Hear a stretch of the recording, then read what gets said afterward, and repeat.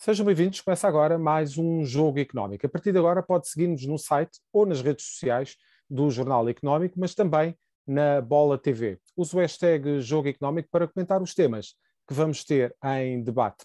O futebol português pode ser um produto vendável? Essa é uma questão que colocamos neste espaço desde que existe o Jogo Económico. Perante os incidentes que todos verificámos na última sexta-feira, no Dragão, é tempo provavelmente de fazer outra reflexão. Antes de ousarmos pensar na nossa liga como um produto, deve todo o futebol português deitar-se no divã para perceber o que quer ser?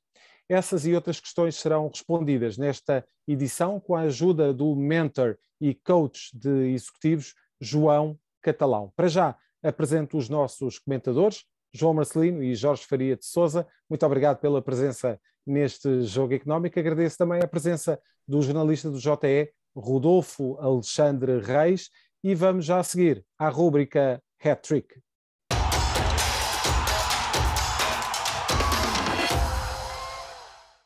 Tempo agora para a rúbrica Hat-Trick. Lançamos 3 números que marcaram a semana para debate. Rodolfo, vamos começar com o incrível valor dos direitos televisivos na Premier League. Assim é, Zé Carlos. Antes de mais, cumprimentar também o João Marcelino e o Jorge Faria de Sousa.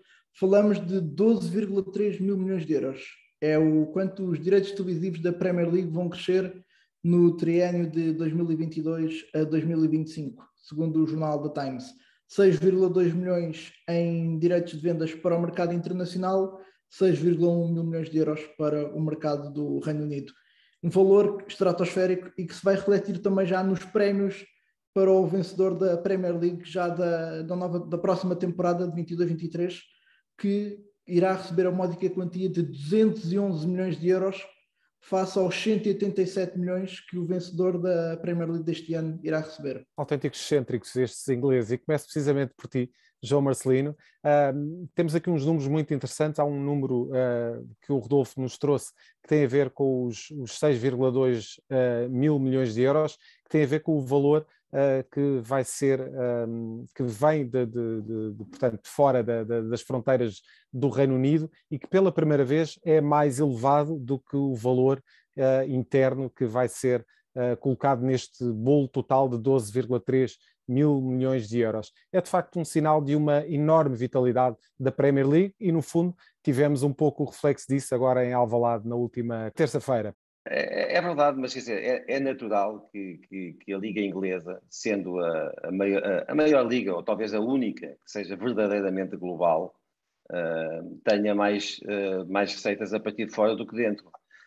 Essa é uma primeira reflexão. Segunda é perceber que a recuperação do pós-Covid, e eu nunca tive dúvidas sobre isso, ia ser muito, muito, muito rápida. Ou seja, nós estamos, brevemente vamos ver regressadas as transferências por números mirabolantes e o interesse à volta do futebol vai crescer, não tenho também dúvidas. Depois de chamar aqui a atenção para bons exemplos que nos chegam, por exemplo, dos números que o Rodolfo aqui trouxe, o vencedor da Liga Inglesa recebe 211 milhões de euros, não é? Em Portugal é zero. O vencedor da Liga Portuguesa não tem prémio qualquer financeiro, que é uma coisa que também não se compreende. Até a taça da Liga vale qualquer coisa, não é? Vale qualquer coisinha. Portanto, isto tudo para dizer o quê? Para dizer que nós não temos uma liga virada para o negócio, para a competição, para a catalisação do desporto, da competição desportiva.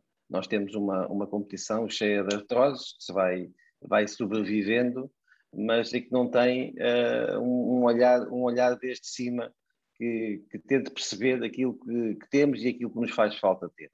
E, portanto, esse é um grande... e eu, portanto, faço essa reflexão a partir desses números, que obviamente são fantásticos, e convidariam, e isso é uma ideia que eu já tenho há muito tempo, em vários sítios do mundo, em haver alguma concentração. Eu continuo a dizer, já o disse aqui, digo noutros locais, eu gostaria de ver uma Liga Ibérica, eu gostaria de ver uma Liga da Escandinávia, eu gostaria de ver uma Liga do Benelux, dos Balcãs, ou seja, ganhar escala. Porque se não ganharem escala, os campeonatos um bocadinho por todo o mundo, e sobretudo na Europa, estão cada vez mais desinteressantes. Mais enfraquecidos. E mais enfraquecidos, quer dizer, o Bayern vai ganhar este ano pela 10ª vez, a Juventus já não vai ganhar, mas ganhou 7 vezes, como ganhou o Lyon, como o Paris Saint-Germain, quer dizer, e mesmo nos campeonatos muito, muito interessantes, como até a própria Liga Inglesa, são 3-4 clubes que disputam o título, e portanto havia aqui que fazer qualquer coisa para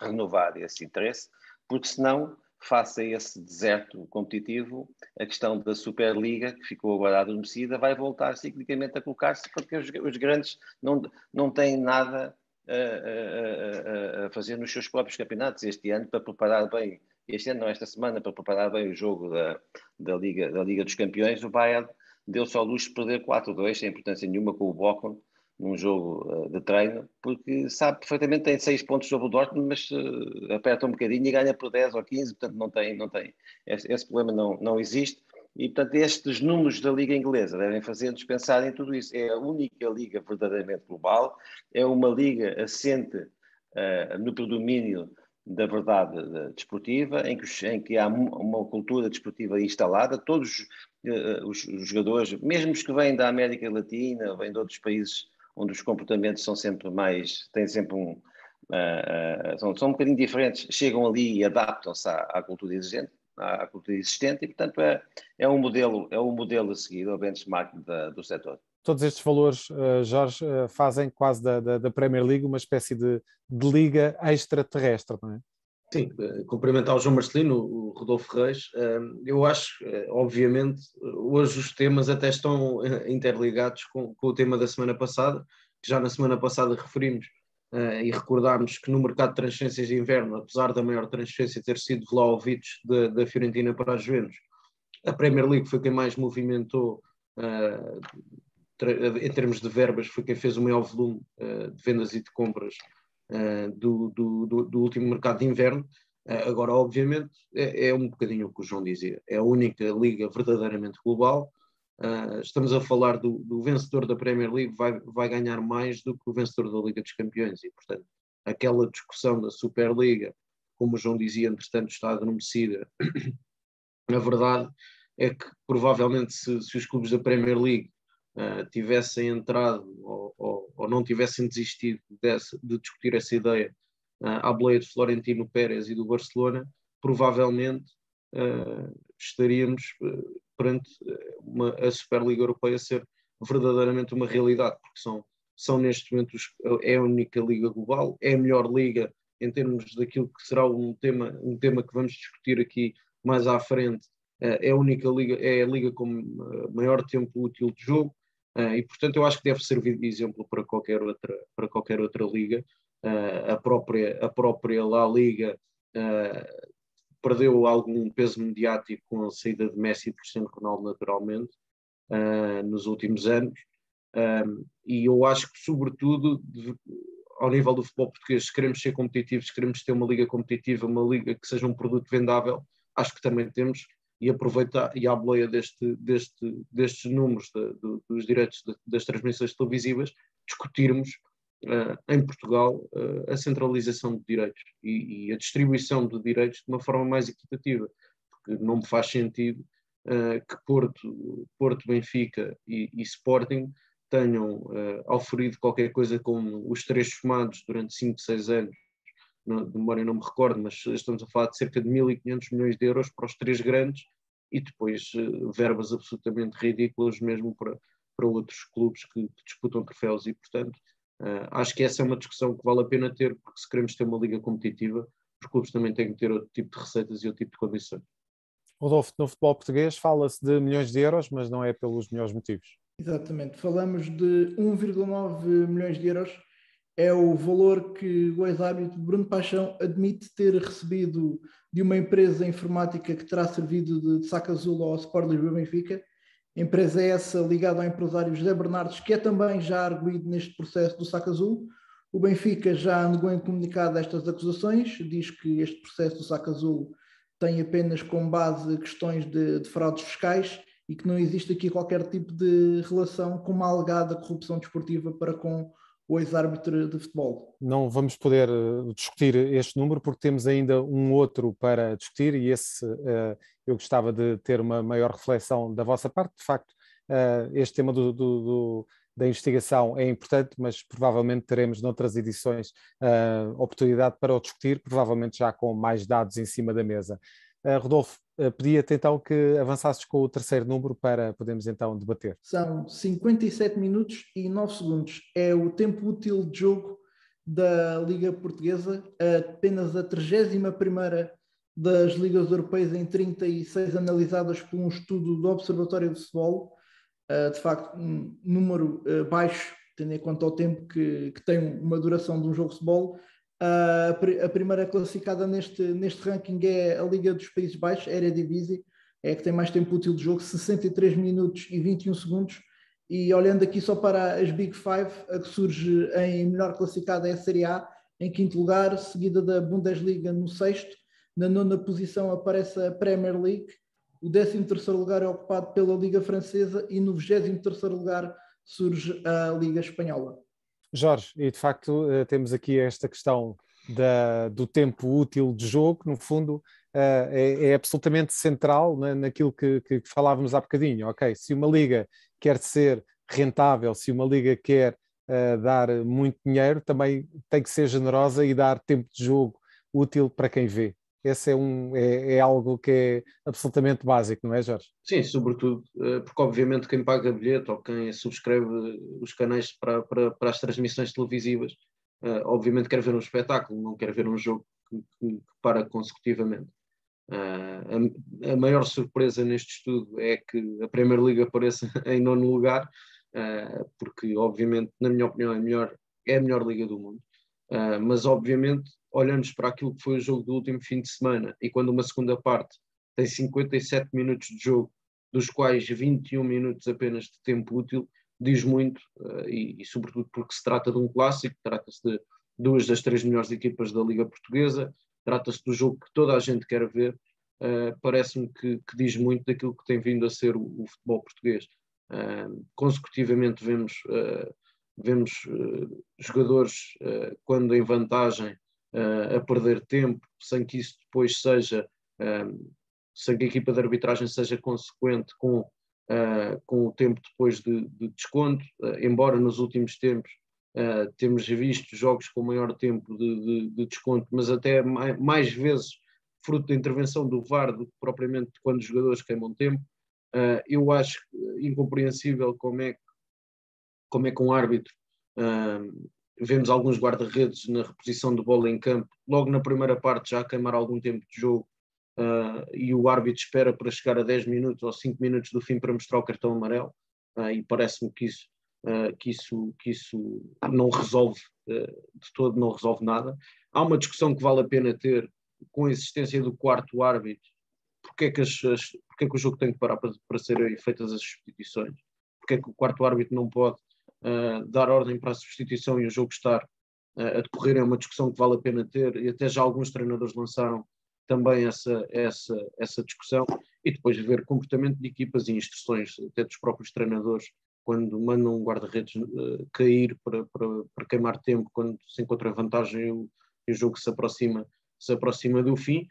Todos esse tipo de comportamentos não vemos replicado noutras ligas, e por isso se calhar tem muito que ver também com a mentalidade e a cultura da Liga Portuguesa. Por outro lado, deixar também aqui uma nota para a arbitragem, porque vemos o jogo ser interrompido para faltas que noutras ligas não para, e portanto também parece-me que há, de certa forma, excesso de zelo por parte das equipas de arbitragem, em que não deixam jogar tanto quanto deveriam, sendo certo que se deixassem jogar havia reclamação porque deixavam jogar, e víamos jogadores a reclamar que eram faltas, e portanto, mas é uma discussão que deve ser tida e uma reflexão que deve ser levada a cabo para termos uma liga mais competitiva, um melhor espetáculo, e portanto era como dizia há pouco, isto também tem muito que ver com a centralização dos direitos, no fundo refletirmos todos em todos estes aspectos para termos uma liga que seja o melhor produto que seja melhor espetáculo e mais competitivo. João, para terminar esta primeira parte. Olha, a questão do tempo útil de jogo é uma questão que não é apenas portuguesa, é uma questão universal. Se nós também olharmos com um bocadinho de atenção, não estamos, as diversas ligas não estão assim tão separadas em termos de tempo útil de jogo, sendo que a Liga Portuguesa, por exemplo, até está melhor que o Championship inglês, o que não é, talvez não fosse muito esperado. E, portanto, aqui o que me parece é que há um trabalho a fazer pela FIFA e pela UEFA.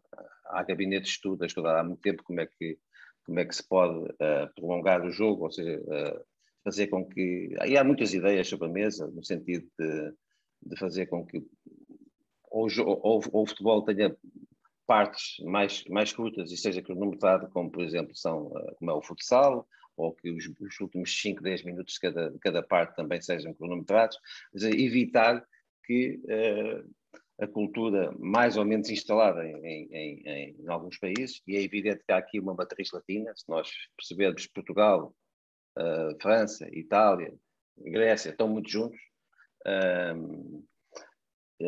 Há um fenómeno que é preciso combater, porque depois é evidente que tudo isto prejudica o espectador e também tem, do ponto de vista da qualidade competitiva das equipas, um preço que se paga, porque quando o jogo está mais parado, quando se aposta mais nas chique-espertice, nós arranjamos um problema de competitividade, que se nota muito quando as equipas vão lá para fora. E mesmo as equipas portuguesas, quando jogam nas competições europeias, jogam de forma absolutamente diferente que jogam nas competições nacionais. O Sporting, por exemplo, agora com o Manchester City, até ao intervalo tinha meia dúzia de faltas, não chegava, quer dizer... Três faltas. Tudo isto não tem muita lógica, não é? Portanto, e os jogadores sabem, portanto, quando chega, quer dizer, mudam de uma competição para a outra e incorporam um estilo diferente. Isto é válido para o Sporting, como é válido para o Porto, para qualquer clube. E, portanto, há aqui um trabalho a fazer em termos nacionais, obviamente que sim, mas também em termos internacionais, porque o problema que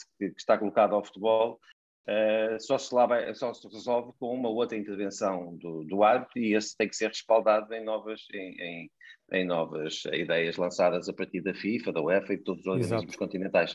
Muito obrigado, João. E já a seguir vamos perceber como é que o futebol português pode sair da situação absolutamente desconfortável que entrou na passada sexta-feira no Dragão.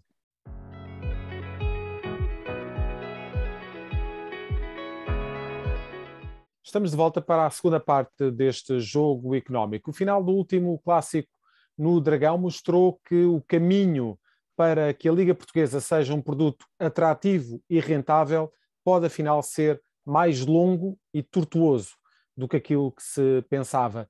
De quem é a culpa daquilo que assistimos? O que mostra o silêncio das autoridades que supervisionam o futebol e da Secretaria de Estado que as regula. Como podem os mídia e gabinetes de comunicação dos clubes deixar de ser rastilho para passarem a ser o exemplo? Estes são alguns dos temas que vamos debater nesta segunda parte, com a presença de João Catalão, mentor e coach de executivos. João Catalão, muito obrigado. É um regresso a este jogo económico. Que saúde. Muito obrigado por estar connosco para debater estes temas que são tão importantes. E infelizmente hoje João vem ao programa para debater um episódio absolutamente lamentável que aconteceu há uma semana, mas sobretudo para podermos perceber de que forma é que aquele episódio pode ajudar a Liga Portuguesa, a Liga Portugal a crescer e a tornar-se de facto aquele produto rentável que nós queremos e que seja de facto um exemplo para o desporto em Portugal. Pergunto-lhe o que é que causou todos aqueles incidentes que nós assistimos há uma semana e como é que verificou toda aquela confusão que aconteceu no relvado, ainda por cima num jogo com tanta visibilidade e que deveria ser uma espécie de montra para o futebol em Portugal? Olá, boa tarde. Tocou exatamente no ponto mais crítico.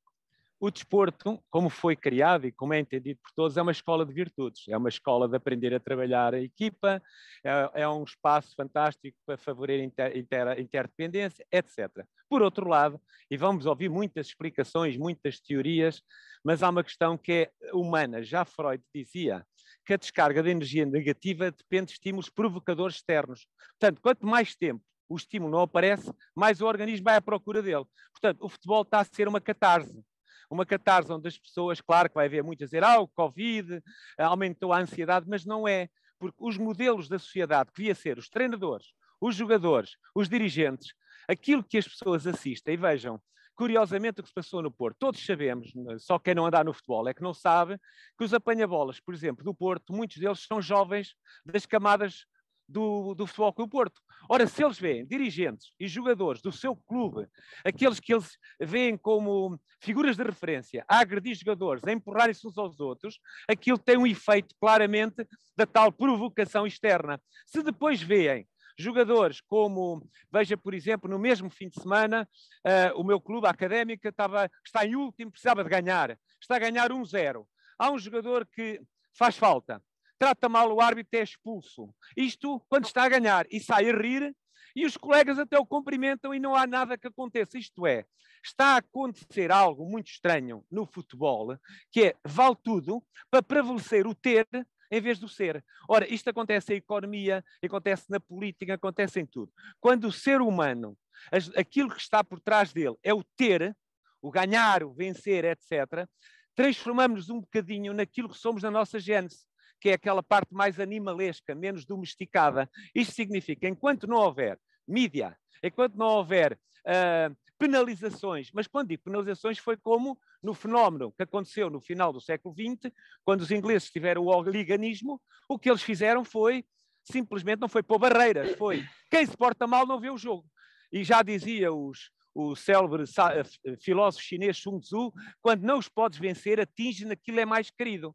Ora, se os estádios forem interditados, se os apanha-bolas não puderem apanhar bolas, se os jogadores levarem castigos duros à séria e outras coisas do género, e os dirigentes se indignarem com os jogadores que se portam mal, com apanha-bolas que se portam mal, e a sociedade começar a dizer eu não gosto disto, claramente, isto vai dar a volta. Agora, enquanto prevalecer esta ideia que vale tudo por causa de um ponto ou 2 pontos e que os modelos que as pessoas veem são os modelos que, nos fundo, nos transmitem este é do meu clube, tudo vale, e você veja, neste momento, não é só estas questões que passam nos estádios, é os subornos, é a corrupção, é tudo isto cria naquela um efeito muito tribal que é perigoso, porque não é isso que deve ser o desporto, não deve ser entendido isso, e nós aí temos todos um papel enquanto cidadãos.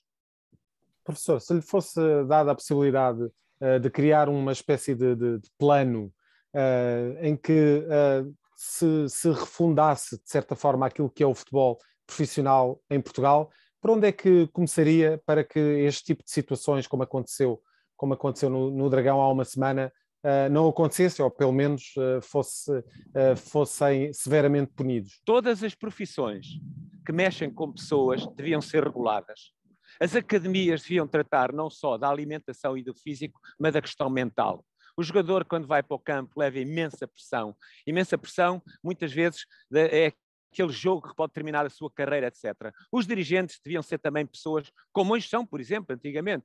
Ser empresário do futebol, qualquer um era, inscrevia-se era. Hoje já passa por algum tipo de processo. Os treinadores também, muitas vezes, eram o antigo jogador e tiravam uns cursozinhos de fim de semana. Hoje, para ser treinador de futebol, já tem por trás algum tipo de... Tem que ter os seus cursos, isto é, passa tudo pela educação. E repararem, qualquer sociedade desenvolvida a 360 graus, aqui mete culturalmente, educacionalmente, civilizacionalmente, etc., são sociedades onde a cultura é uma prioridade. No de futebol, em particular, porque há desportos, não vamos misturar tudo, vamos falar do futebol, que é aqui que a coisa está pior. No futebol, anda muito ator no futebol que não tem preparação nem mental, nem cívica para estar no futebol. A primeira coisa é, ok, ou esta gente evolui, ou é excluída. Temos que deixar-nos de paninhos quentes. Anda gente no futebol que não pode andar no futebol. Portanto, eu diria, é tudo uma questão de educação. Quem não faz parte da solução faz parte necessariamente do problema. do problema. É do problema. Muito bem, vamos alargar então um pouco o debate também ao nosso painel de comentadores. João Marcelino, começo precisamente por ti. Nós, desde o início do Jogo Económico, do programa Jogo Económico, que trazemos várias vezes ao programa o tema da rentabilidade do futebol português. Como é que se vai fazer deste produto um produto rentável, atrativo, que as pessoas queiram de facto gastar dinheiro e que seja, naturalmente, isso depois é sempre uma consequência desejável, que seja um produto atrativo para o público estrangeiro, para outros países, para podermos então exportar os nossos jogos para que possam ver então como é que se cria uma seleção que é campeã, que foi campeão da Europa até há muito pouco tempo. Mas provavelmente vamos ter que recuar nesta discussão da rentabilidade. Diz-me tu se é assim, se não concordares, diz-me também o que é que tu achas. Provavelmente vamos ter que recuar um bocadinho nesta discussão da rentabilidade para, se calhar, passar para uns degraus mais atrás e perceber que há muito mais para fazer no futebol português antes sequer de ousarmos ser um produto rentável e que possa ser consumido por outros públicos. O futebol português é rentável para os jogadores, é rentável para os empresários, é rentável para toda a gente, só não é rentável para os clubes. E, portanto, esse é, digamos, o único ponto que falta. Como é que isso se faz? Bem, isso faz com boa gestão, isso faz com princípios, isto faz com a capacidade de ter uma competição desportiva que seja absolutamente interessante. Esta semana houve o Oliver Kahn, do Bayern de Munique, veio defender que a Liga Alemã tivesse um play-off. O Bayern de Munique vai ganhar este ano, toda a gente sabe isso, pela 10ª vez consecutiva.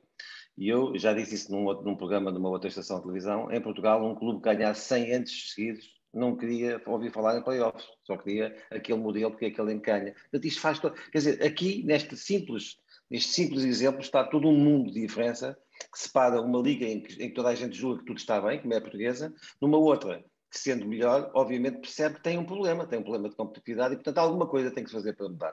Em Portugal, eu acho... Tem que mudar o modelo de competição para que a competição se torne mais atrativa.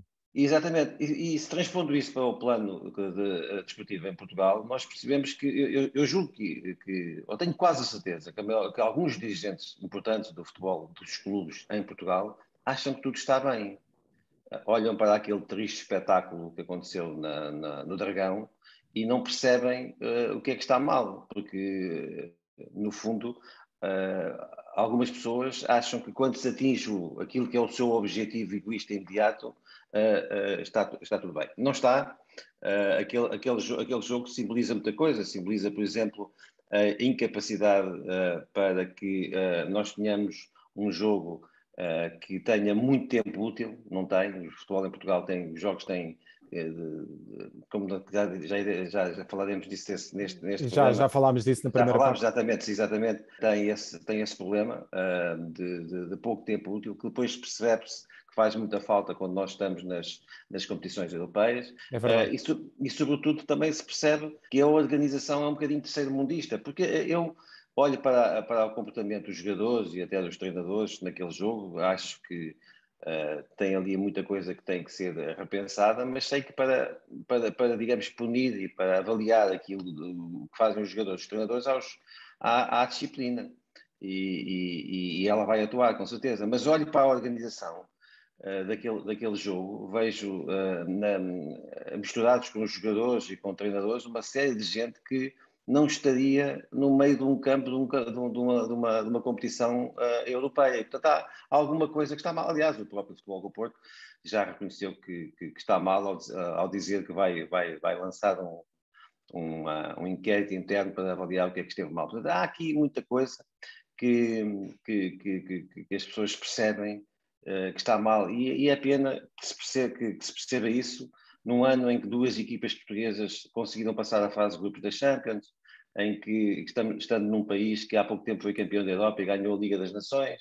Ou seja, nós temos muita coisa boa no futebol português, que depois é, digamos, tapada por estes incidentes que, com isto termino, não convocam declarações mais ou menos moralistas. A mim não me faz falta nenhuma que a Federação ou que a Liga tenham declarações moralistas sobre o que se passou no Dragão. O que me faz falta, o que me fará falta é que atuem e que sejam extremamente violentos na reação àquilo que se passou, porque aquilo que se passou no Estádio do Dragão é um monumento à falta de organização, é um monumento à falta de esportivismo, é um monumento à falta de capacidade de controle emocional por parte dos atores do espetáculo. Portanto, tudo isto tem que ser punido de uma forma que sirva de alguma coisa para o futuro, porque olhando o futebol português do ponto de vista internacional, nós temos muitas atenções concentradas sobre o futebol em Portugal, quer dizer, quem tem que ver, vê, e é por isso que nós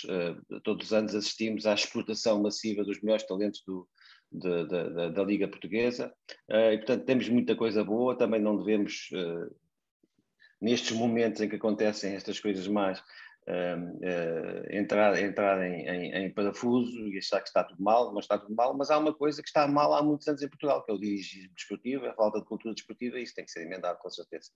E de facto neste programa tentamos sempre pegar nesse ponto e tentar perceber de facto como é que se pode evoluir, porque para bater estão outros formatos e outros programas. Jorge, pergunto precisamente isto, como é que o futebol português pode superar um episódio como aqueles que aconteceu no Dragão, e como é que podem as entidades que regulam o desporto em Portugal, e aqui falo da Liga Portugal, da Federação Portuguesa de Futebol e até da Secretaria de Estado do Desporto, que parece completamente ausente de toda esta situação, como é que podem essas entidades prevenir que situações como aquelas que aconteceram no Dragão há uma semana simplesmente deixem de acontecer? Bom, a cumprimentar o professor João Catalão, em primeiro lugar, parece-me que temos uma Secretaria de Estado do Desporto que ao longo da última legislatura foi absolutamente inexistente. Aliás, o Secretário de Estado do Desporto, que está em fim de funções, ainda há uns dias assumiu que não sabe se vai ser Secretário do Desporto ou não, porque ainda estamos em período de formação do Governo e dos consequentes convites por parte de António Costa. Agora, foi absolutamente inexistente na última legislatura e obviamente ainda há muito por fazer no desporto, seja no futebol, seja em qualquer outra modalidade. Em segundo lugar, sabemos que a confusão, por assim dizer, não se cingiu apenas ao relevado, segundo aquilo que tem vindo a ser apurado, estendeu-se depois até muito depois do jogo, e portanto parece-me que tem que haver uma investigação célere, e o que não me cabe na cabeça é que, e já se sabe, nomeadamente Bruno Tabata e Pepe foram preventivamente suspensos, mas vamos ver quanto tempo vai demorar a sair depois todas as conclusões, todos os castigos que podem vir ou não a ser colocados, mas sobretudo dizer, e por aquilo que acompanho o futebol nacional e em comparação ao futebol internacional, parece-me que é cultural. Vemos comportamentos nos bancos de suplentes em Portugal, se calhar só capazes de comparar com o futebol argentino, por exemplo, ou com o futebol da América Latina, que não vemos repetir-se noutros países, ou se quisermos, quando nos queremos comparar com as cinco principais ligas, não vemos comportamentos deste género, por maiores rivalidades que existam. Parece-me que o exemplo também tem de vir de cima dos dirigentes, dos gabinetes de comunicação, e isso estou totalmente de acordo, mas também temos uns mídia que absolutamente sensacionalistas, que também têm que ter um papel ativo nesta mudança do futebol português, porque, obviamente, para esse tipo de órgãos de comunicação social, o que aconteceu na sexta-feira vai dar para 15 dias de audiências. E, portanto, não se privilegia o jogo, privilegia-se outro tipo de acontecimentos que ocorrem e que, na minha opinião, envergonham o futebol português, numa altura em que, como disseste, um dos principais desafios tem que ser conseguir exportar o futebol português, conseguirmos competir com as principais ligas europeias, mesmo ao nível comercial, depois do que aconteceu num dos principais jogos do futebol português, e estamos a falar, nós temos 4 jogos de grande nível em Portugal. Por todos os outros jogos, desculpem-me, mas quem quer comprar, compra por estes 4 jogos, não vai comprar, com todo o respeito, por um Eurocatão dela. E, portanto, obviamente que se queremos que o produto seja rentável e, sobretudo, que seja apetecível, tem que haver também culturalmente essa mudança. Jorge, deixaste uma ótima deixa para terminarmos esta segunda parte do jogo económico. Professor João Catalão, tenho que lhe perguntar, aqui não se coloca ninguém de parte, temos tido uns mídia cada vez mais ativos e com um ciclo informativo cada vez mais agressivo. Sabe-se que isso é uma realidade dos dias de hoje e não vai voltar atrás. Temos uns gabinetes de comunicação dos clubes cada vez mais ativos e prontos a deitar achas na fogueira. O que lhe pergunto é, a este nível do panorama, do entorno mediático do futebol português, que não é de todo um plano que tem que ser deixado de lado, pergunto-lhe que mudanças é que deveriam ser feitas, pelo menos ao nível das mentalidades? A questão é transversal. Já há bocado tentei passar essa mensagem. Isto não é um fenómeno que se feche no futebol. Nós podemos olhar à nossa volta nos comportamentos, seja que nível for, mas nós fomos durante vários anos, entre aspas, trabalhados pela comunicação social para aquilo que eu chamo as paixões de tribos partilhadas. Isto é, quem não é por mim é contra mim. Isto aos poucos fomos orientando, fala-se muito nas redes sociais e nos algoritmos, de que nos colocam onde estão as pessoas que concordam connosco. Isto é, nós não temos, se pensar na política, pensar na educação, nós não debatemos. Quem não é por nós, é contra nós. Isto foi criado, e pode pensar assim, está bem, veja hoje os canais de televisão, eles são quase cópias uns dos outros. Eles têm a fórmula fácil de ter audiência. E a forma fácil de ter audiência, isto estuda-se em psicologia, é trazer o medo, trazer o caos, trazer a desgraça, trazer o negativo. Portanto, as pessoas, no momento em que descobrirem que há outras opções, que eu costumo dizer, quando se tem um comando da televisão na mão, nós temos a liberdade de escolher. Quando não escolhemos, estamos a fazer uma escolha. E a verdade é que hoje as escolhas levam-nos muito para mais do mesmo. E esse mais do mesmo toca naquilo que é o nosso kit de origem, que são as emoções básicas onde predominam as de sobrevivência. O medo, a raiva, a tristeza. Portanto, toda a comunicação social tem uma grande responsabilidade porque está-se a aproveitar daquilo que é a gênese do ser humano, o ser atrativo pelo negativo, o ser atrativo, aquilo que saber que o que vende é isto. E, portanto, as pessoas, no momento em que descobrirem que são manipuladas apenas para ter audiências, isto é um processo evolutivo, as pessoas serão capazes de fazer aquilo que eu acredito. No mercado nada acontece por acaso. O que eu convido é que alguém faça a diferença e tenha paciência e persistência para mostrar que há alternativas que nos levam para outros patamares civilizacionais. Nós temos que ambicionar ser mais do que aquilo que somos, porque realmente, como disse há bocado e muito bem, as duas pessoas falaram antes, há outros países, há outras realidades muito melhores que as nossas. E se nós soubermos pôr à frente aquilo que realmente é a causa maior, que é, somos um país que tem bons jogadores de futebol, somos um país que sabe jogar futebol, somos um país que tem muitos méritos para esse mundo fora, é um país com 900 e tal anos de história, um país com as fronteiras definidas mais antigas do mundo, mas temos uma coisa muito má, o que entra pelos nossos ouvidos, o que entra pelos nossos olhos. E isso tem que mudar, isso é uma escolha. Muito bem, professor João Catalão, muito obrigado por todas as reflexões que nos trouxe este programa e fica desde já convidado para debater próximos temas que sejam muito mais pela positiva do que pela negativa, do que aquilo que nos trouxe hoje à discussão. Muito obrigado, professor João Catalão. Já a seguir, passamos para as escolhas da semana com os nossos comentadores. Estamos de volta para a terceira parte do Jogo Económico e para as escolhas dos nossos comentadores. Jorge, começo pelo teu número desta semana, o 4. Quatro equipas nas competições europeias, nesta fase das decisões. Obviamente, e já sabemos o resultado na passada terça-feira do Sporting, que foi goleado pelo City, mas esperar, obviamente, que possam as equipas portuguesas continuar a somar pontos e chegar o mais longe possível. Esse é, de facto, um enorme desafio. Passamos para o número do João Marcelino, número o 2. João, o 2. Peço desculpa. Sim. Os 2 golos de Bernardo Silva em Alvalade, no jogo com o Sporting, para dizer que não há dúvida nenhuma que este médio reinventado, que jogava sob o flanco direito, numa grande parte da sua carreira e que agora está a jogar mais por dentro, é realmente um jogador absolutamente sensacional. E se nós lhes somarmos outro jogador, como o Bruno Fernandes, que voltou também aos golos esta semana, se também contarmos com a erupção de outros grandes jogadores, como o Vitinha, como o Fábio Vieira, percebe-se que Portugal tem um meio campo de uma equipa toda com muita qualidade, mas do meio campo à frente tem grandes futebolistas a nível mundial, e esperar que tudo isto desague agora durante o mês de março, Exatamente, em cima da Turquia e da Itália, e que possamos voltar a estar na fase final do Campeonato do Mundo, como é, não digo que é o nosso dever, mas como é aquilo que seria natural que a seleção portuguesa consiga fazer com todos estes valores. e temos aí um grande desafio. E nesse meio campo que o João estava a falar, Jorge, está Mateus Nunes. Sim, Mateus Nunes foi muito elogiado por Pep Guardiola. Para nós já não é surpresa, é um jogador mesmo muito acima da média, evoluiu imenso, uma capacidade de transporte e de queimar linhas com bola absolutamente extraordinária, e melhorou muito a sua qualidade de passe, a visão de jogo, a forma como lê e entende o jogo, mas sobretudo dar o Mateus Nunes como exemplo.